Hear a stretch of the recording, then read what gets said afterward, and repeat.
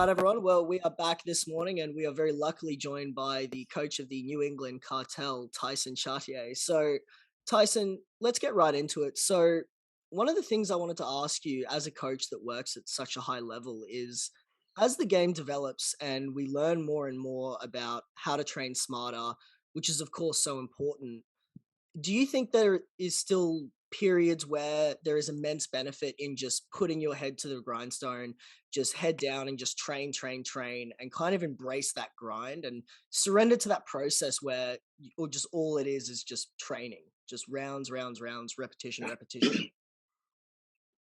I think there's a balance between the two. You need to train year round. You do need, some breaks mentally and just kind of let like little injuries heal. But I definitely think you train like you grind different nowadays. Like the guys that are in the UFC, like I'll speak for my guys like Rob and Calvin. Those guys are tough. I don't need to get them tough. It's more about just getting them, keeping them healthy and getting them in shape going into a fight, but like evolving and learning. So like 10 years ago, we probably would have sparred 3 times a week with little gloves and gone 5 5s each time, sometimes more, and come out with, our ears ringing at the end of the day. And nowadays it's like you don't spar out of camp, you drill a lot more, we call them scrimmaging. You might do 5 5 sparring, but you're not, it's really no one's trying to win. It's really just drilling certain things, looking for different triggers. So yeah, I do think you still have to grind, but I think you have to grind intelligently. Tyson, what's the biggest mental gain for yourself that you think you've had maybe from martial arts that you can apply to your own everyday life? Mental gain. Mm. I just think it teaches you kind of like a whole process. Like, like hard work does pay off. You might not always get the results that you want, but I always say every camp that we have, win or lose, I'll ask the fighter, what did you learn in this camp? Like, what did you get better at? And at the end, even if you lost, I'll use just as an example. We fought Pedro Munoz and we got guillotined in that fight, right? Rob got finished. That's the only time he's been finished. But because of that camp, Rob's almost nearly impossible to guillotine now. Mm. So yeah, it didn't come out on fight night, but we had a result where we put in the work, we went to the fight, it didn't go our way, but Rob got, substantially better at something.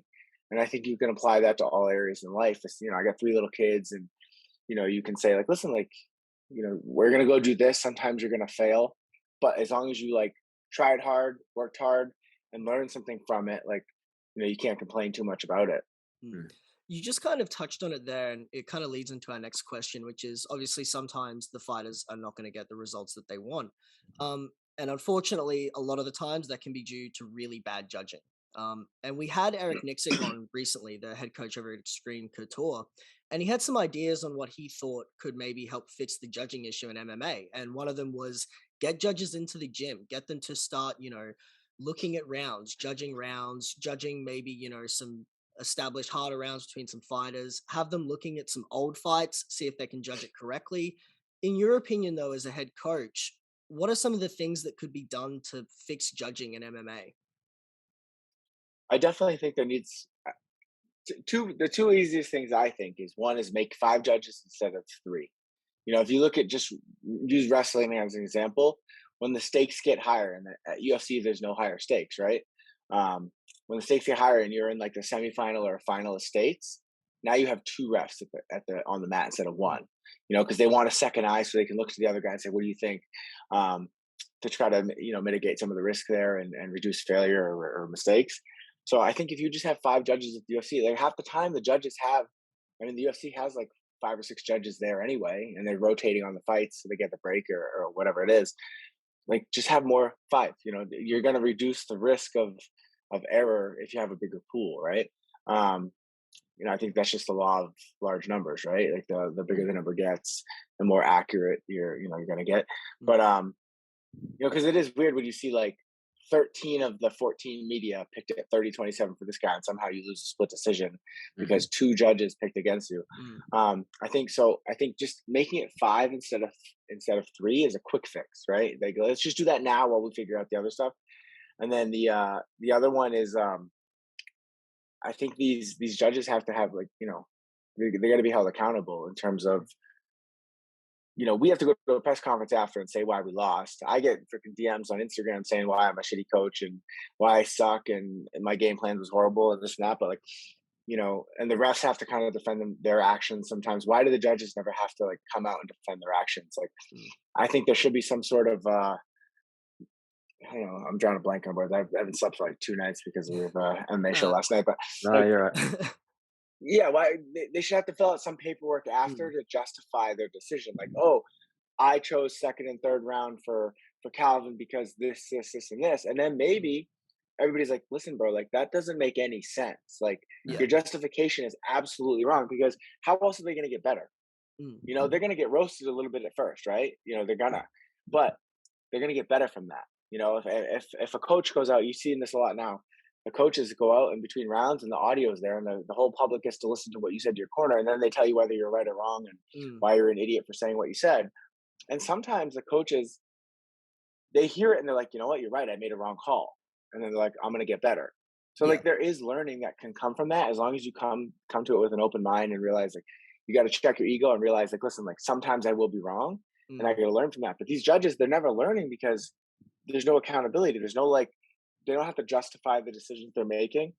So it's tough for them to learn from mistakes other than they're gonna get like a bunch of people saying, oh, they got robbed, blah blah blah blah. But then like 7 days later, there's another show, and we're moved on to the next news cycle. But mm, yeah, and then it gets tricky. Like, me and Eric agree on a lot of things, and I do agree that having judges go to watch live sparring sessions and stuff like that could be a benefit. yeah. But then it gets weird because I even know locally, we have some judges here in the Northeast that own gyms. Mm, And I've told the commission flat out, like, I don't want that guy judging my fights because he always picks against us. mm, It's like if there's a close round, it's never going our way. And then you start to see, the judges are trying to like, well, we don't like that gym, we don't like this gym, and what would happen if that happened? Most of the fights are in Vegas right now. mm, Mm. So then all the judges are going to be at Extreme Couture and Syndicate with Eric and John. mm, And now if I'm fighting a Vegas guy and I know the judges are constantly watching their guys spar, human nature is going to say, you're going to give the nod to the person that you kind of have a little bit more familiarity with. So if you hear, Eric yelling the whole time again, and mm, I'm yelling on the other side and it's a close round, I mean, human nature would think that maybe they'd lean towards Eric. Mhm. Um, and I'm not saying anybody do that. This is obviously nothing on yeah. Eric and John, but I just think you got to do that tactfully. You can't just have them going in and watching a bunch of UFC fighters spar and then going in and judging their fights because now you're familiar with the fighters, you're familiar with the coaches. Clearly, there's a chance for bias to Mm, creep in there, but they have these referees classes. The referees Mm. that they run these clinics, they have people roll and they'll show submissions and then they'll mm, go over like how to handle different positions and they have like these weekend clinics that they do it and then it's like a pass or fail thing and you learn, you get to ask questions, you collaborate, they'll give examples, they'll watch video together and say like, well, what do you think the ref did wrong here? Like I feel like the judges aren't necessarily getting any of that. So even if you had that on a smaller level where you bring a bunch of other judges, commission reps, or whoever has experience and you do similar things or retired fighter, I don't know. But yeah. I definitely think there would be definitely benefit in that. Mm. Yeah, I think the accountability aspect is so huge because I mean, myself and my co-host, we're huge fans, so we'll watch every card, and you know the mainstay judges, your Sal Diamato, your Tony Weeks, the ones that you'll see on nearly every card, but there's no accountability in what you said that they come out after the fight and they can at least explain how they saw the fight the way that they saw it. Do you think as well there should maybe be some sort of almost three strikes and you're out sort of system with a judge, where if you make three really bad calls, maybe a fight that's overturned after the initial decision, do you think we should maybe see something where we can get some of these really bad judges maybe out of the high profile fights?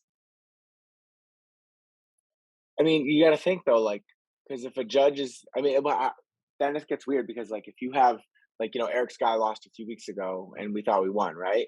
Mhm, But that means that more of the judges made the mistake than didn't, you mm, know? So do both those judges get fired?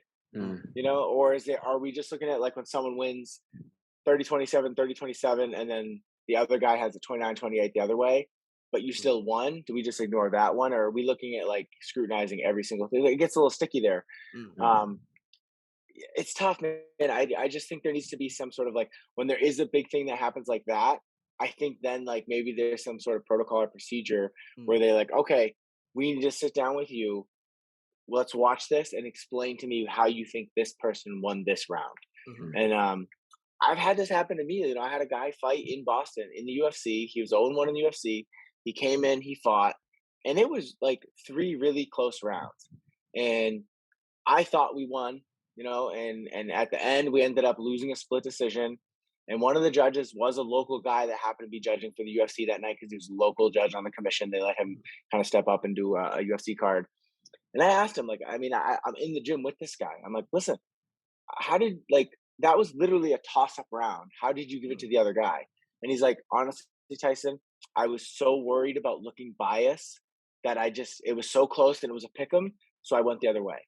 That was his mm, justification. And then my guy Wow. lost his job over that, you know? mm, So it's like the fear of the pushback already, like just for things like that, is there, you know? And Mm. obviously there's not a lot of accountability, but some people do have that fear. So I think if they had the fear of like, listen, like, you're gonna have to sit down and justify this after, I don't think they're gonna be making decisions like, well, it could have gone either way, and I just didn't want to go with the hometown guy and look mm. biased, you know. So I think they're gonna really think about the decisions more if they know they're gonna have to sit down with other people after the fight and really dig in. Mm. Tyson, obviously, as a coach, it's your main job to instruct and overview a fighter's technical proficiency. Have you ever worked with a fighter or an athlete where it's more of a hands-off approach has actually worked best, such as allowing them to discover a lot through their own creativity and their own training, whilst still stepping in and providing guidance and assistance where needed? Has that ever been more of a benefit to some fighters or athletes? Yeah, like every fight is different. Like I don't coach like so right now. I coach four fighters. So, you know, the New England Cartel. We're a small team by design. We're taking that boxing approach, and we have four fighters, and they're all so different. You know, you got Calvin with a wrestling background, but likes to strike, and now he's learning Muay Thai. You got Rob, no background at all, but has really good boxing, and then you got Nick Fiore, was a stud college wrestler. I mean, sorry, Tom Pags was a stud college wrestler and has a karate background. And then you get Nick Fiore, who's like one of those phenom black belts, who's been rolling Mm, jiu-jitsu since she was 12 and now is 24 and could probably kill anybody. They're all different. So I think there's certain areas where, like Nick just won last night. He won a local title, got to 4-0. mm, When the fight went to the ground, I literally yelled during the fight, do your thing, because he's so proficient there that he's got the feel. He knows what to look for. So like there's certain positions where like Nick, just get on cruise control and go, you know? mm, Whereas like more on the feet where he's newer to striking, it's like you're guiding him a little bit more.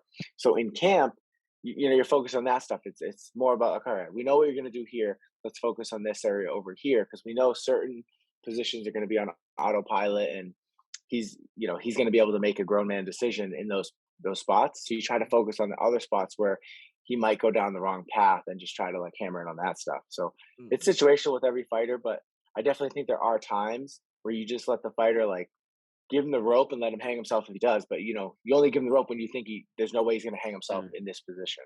Mm, Yeah. for sure. So you just touched on it there as well, and that the New England cartel is, it's a pretty small team. It's a very tight knit group, and the coach and fighter relationship. It's often so personal because at the end of the day, it's an individual sport, and that working relationship is often so key to, a lot of fighters' successes. When you have those sort of relationships with the fighters that are under your tutelage, can it sometimes be difficult either watching from the corner or if you're watching at home when they're competing, as these are athletes and more importantly people that you spend a lot of time with, you get to know them. So are you able to essentially switch off that sort of concern, I guess, during the duration of the fights, or is it something that's kind of always in the back of your mind?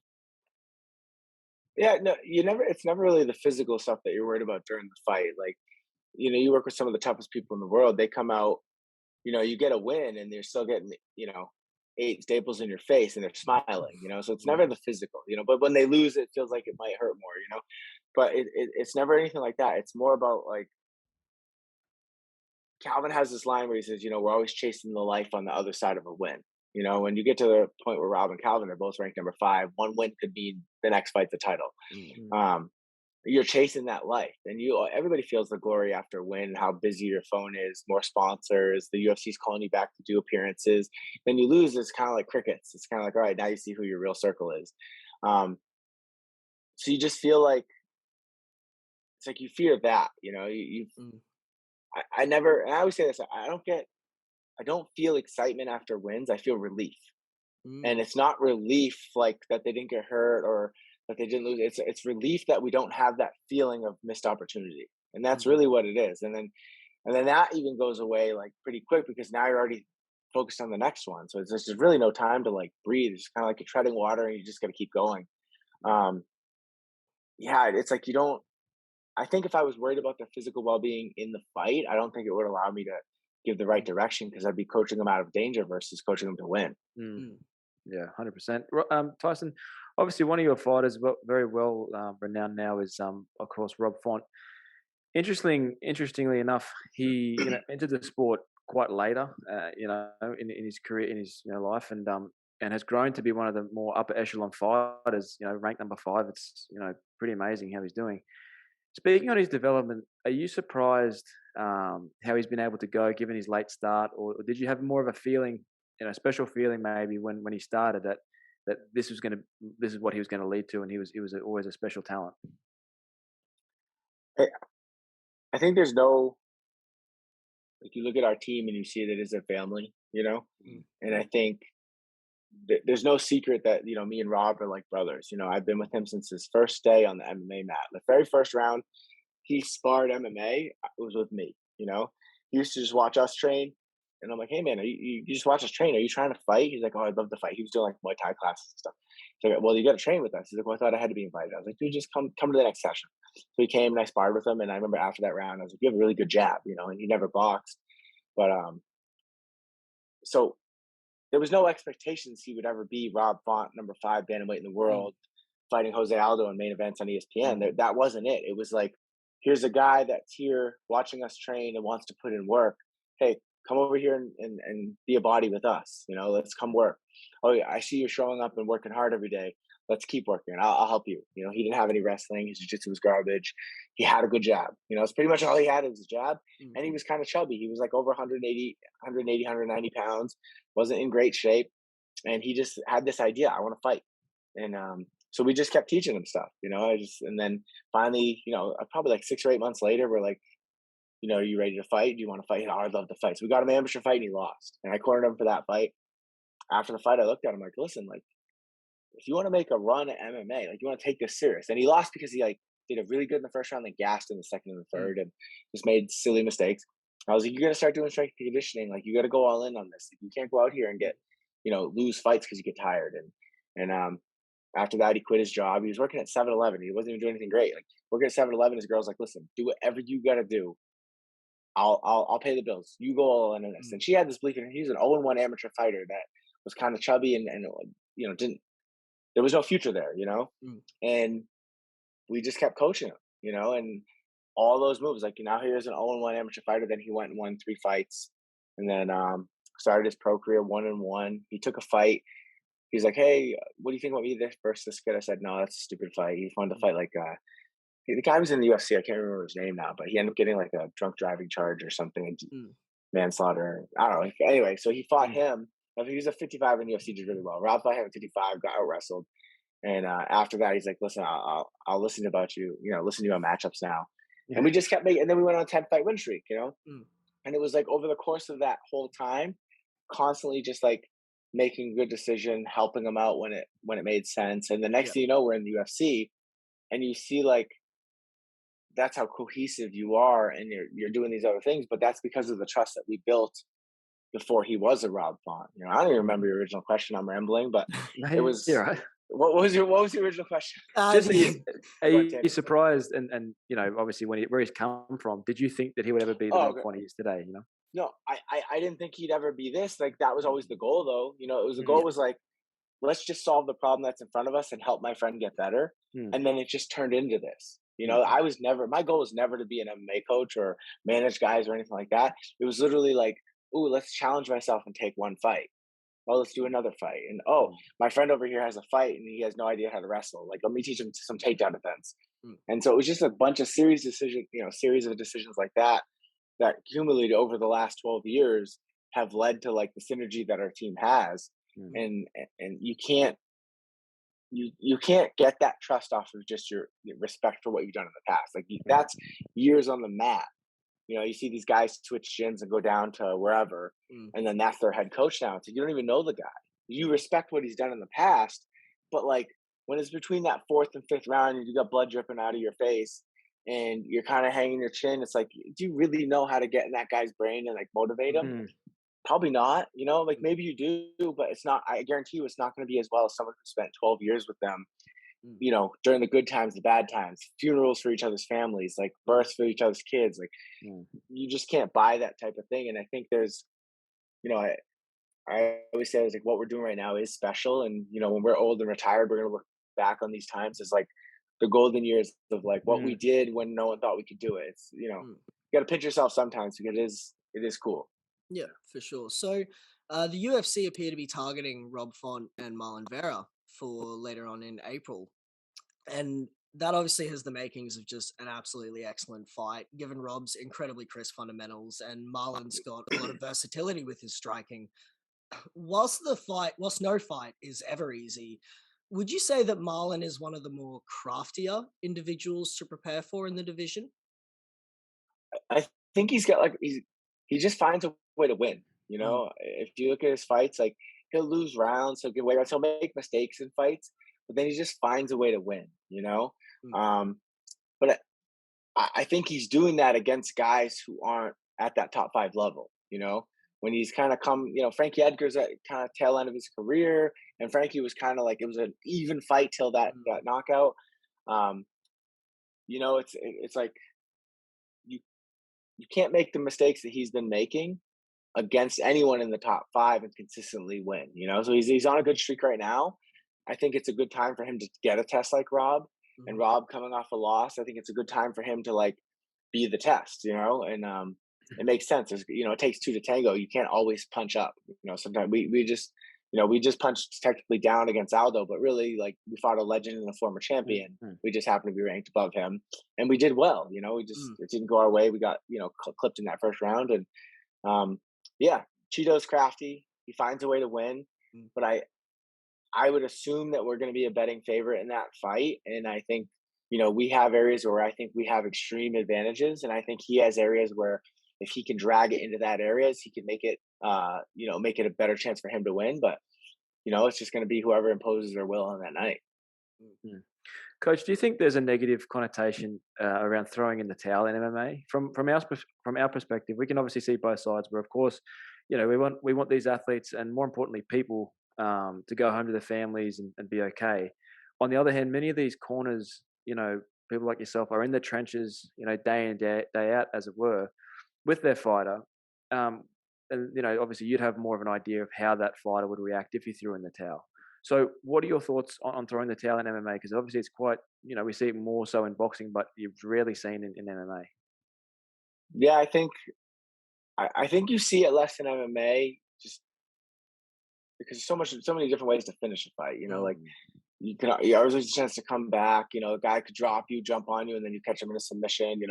You see examples like that, but you also see like in MMA, it's like it's half your pay if you lose. Mm, There's a lot of stuff that goes against you. You don't know when you're going to fight again. You lose this fight, they cut you, and you lose your job. Like I feel like there's a lot more. I know in boxing you want to keep your O, right? mm, Mm. But when you're at that level of boxing and you're making that much money, you throw in the towel, it's not affecting the bottom line for that guy. Yeah. And so I think maybe that's why.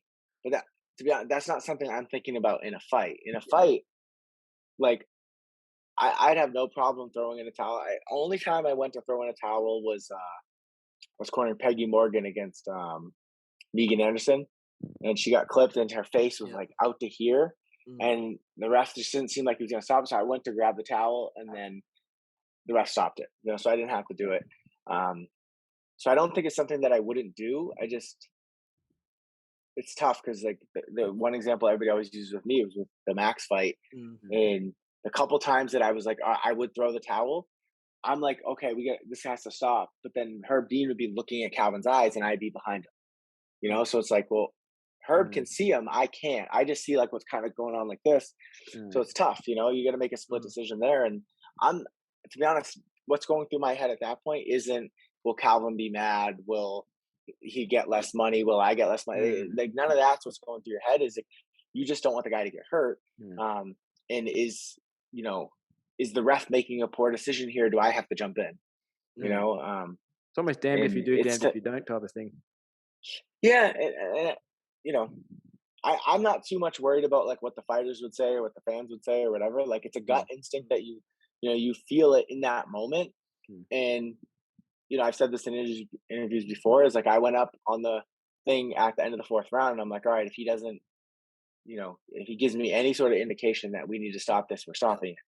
And I went up and I was like, "You good?" He's like, "Yeah." And I was like, "No, are you good?" He's like, "I'm fucking good." Like he looked me right in the mm, eyes, way clear. And then it's like, this is the hard part that I struggle with is like way clearer and more coherent and there than like other people that I've sent into a third round that like you mm. could tell they were like kind of, oh, no, I'm good, like you know, but Mm. they go out and win. You know, they were winning the fight, so it's okay. So it's tough, man. Mm. It's not something. It's probably one of the, you know, the harder part of the jobs, but Mm. it's, Yeah. you know, Yeah, exactly. Well, coach, final one from us. As a coach, while you'll always be happy for your athletes' victories and your athletes' successes, how important is it to you to be able to give back to a sport that has offered you so much and can offer so much to so many different people from all walks of life? I mean, we do our thing. Like you know, I think the replay rule had a lot to do with me appealing Mike Rodriguez's decision against Mm. not Sam Alvey, but the other redhead guy. Mm. You know, he needed him in the good. You know what I'm talking about, right? Yeah, yeah, Not yeah, Sam Yeah. yeah. Alvey, the other one. Yeah. So he needed him in the gut, and the fight was over. But then the Mm. ref called it a low shot, and there was no replay, but you could see it on the replay that like Mm. it didn't. Yep. And then he ended up like comes back in the third round, and Kimura's my guy. You know, the UFC did the right thing; they still paid my guys win money because they were like that was BS. You know, Yep. but unfortunately, like in the third round, when he, you know, tore his shoulder out getting Kimura. Um, we appealed that. We lost the appeal, but because it was in motion, we had it in. So timely the next week, all of a sudden there's an appeal light and a replay light and all that. So I think Mm. like I'm trying to do the best I can. Like where I've had fights before that have been like, you know, I had one fight where I lost and the kid like I picked him up in a body lock, he grabbed the fence and like landed on top of me, and then he did that 3 times, and I'm like looking at the ref, like, you gonna call anything, you know, and you know, Mm. just frustrating fights, you know. So I do think that every team and every fighter or you know every coach has a little bit of responsibility for trying to leave the sport better than they found it, and Mm. um, you know, things like that I think go a long way. If you see something wrong, you just try to bring it up to the commission. You know, like I talk to the commission all the time about different rules and different things like that, like you know the medicals, all that stuff, and just trying to keep the sport safe for the fighters and um, leave it better than you found it. And Mm. I think that also comes with like representing it in a good way because right now the sport's a little bit of chaos right now, where you know Yeah. it's like kind of went to that Conor McGregor mode, just talk a bunch of Mm. crap, and then you get these guys fighting on fight weeks and stuff like that. It's like it's tough because you got these young kids now coming up, and you're starting to see that stuff at local Yeah. shows because they think that's what you're Yeah. supposed to do. And you know, my guys aren't like that. You know, like Mm. you know, if you come up and get one of my guys' face at a fight and it's disrespectful, like yeah, there probably something will happen. But my guys aren't looking for any of that attention. We try to take the higher road. You know, you're not going to see my guys talking a lot of crap. It's really it's a sport to us, and Mm. um, we're trying to just show up ready and you know respect the sport, so to speak, and just be a good example for you know young kids around the world to like okay, I want to be like the cartel. Like those Mm. guys are badass, win fights, but you know they're being authentic. Yep, for sure. And I think it's so important that young martial artists, especially people getting into MMA, have those sort of role models in the sport that they can look to and, still understand that you don't have to go the Colby route. You don't have to go full scorched earth 9 times out of Mm. 10.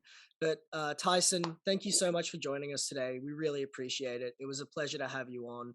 Best of luck preparing Rob for his upcoming fight and the best of luck with your future career. Thanks, guys. Appreciate Thanks, it. Tyson.